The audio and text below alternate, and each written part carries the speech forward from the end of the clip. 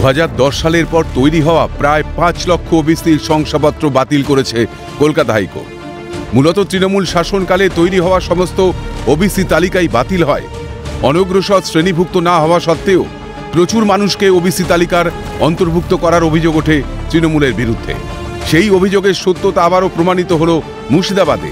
ফারাক্কা ব্লকের বেবা 2 গ্রাম পঞ্চায়েতের সদস্য রেখা খাতুনের ওবিসি শংসাপত্র জাল, তা প্রমাণিত। এরপরই সদস্যপদ বাতিল করেন জঙ্গিপুর মহকুমা শাসক।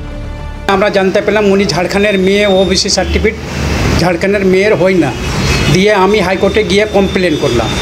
ওখান থেকে হাইকোর্টে করার পরে জঙ্গিপুর মহকুমাতে ইনকোয়ারিতে ডাকেন, ওনাকেও ডেকেছিলেন, আমাকেও ডেকেছিলেন।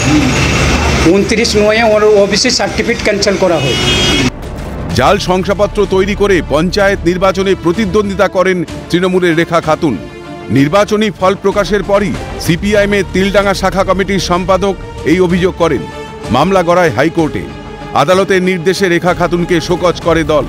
এরপরই মহকুমা শাসকের তরফে শংসাপত্র বাতিলের নির্দেশিকা পাঠানো হয়। হ্যাঁ, উনি জন্মগত সূত্রে উনি ঝাড়খণ্ডের মেয়ে। উনি যে সিটটা থেকে দাঁড়িয়েছিলেন ওটা রিজার্ভ সিট, তো ওনার ওবিসি সার্টিফিকেট যেটা বানিয়েছিলেন সেটা ঝাড়খণ্ডের মেয়ে, বেঙ্গলে ঝাড়খণ্ডের মেয়ের বেঙ্গলের সার্টিফিকেট হয় না। ঊর্ধ্বতন কর্তৃপক্ষকে জানানো হয়েছে। আপাতত মন্তব্য করতে চাননি রেখা খাতুনের প্রতিনিধি। এটার ব্যাপারে আমি কিছু এখন বলতে পারবো না। আমি জানিয়েছি এমএলএ সাহেবকে, ব্লক সভাপতিকে, অঞ্চল সভাপতিকে, সব জানিয়েছি। ওরা যা করবে বিস্তারিতভাবে ওরাই বলতে পারবে।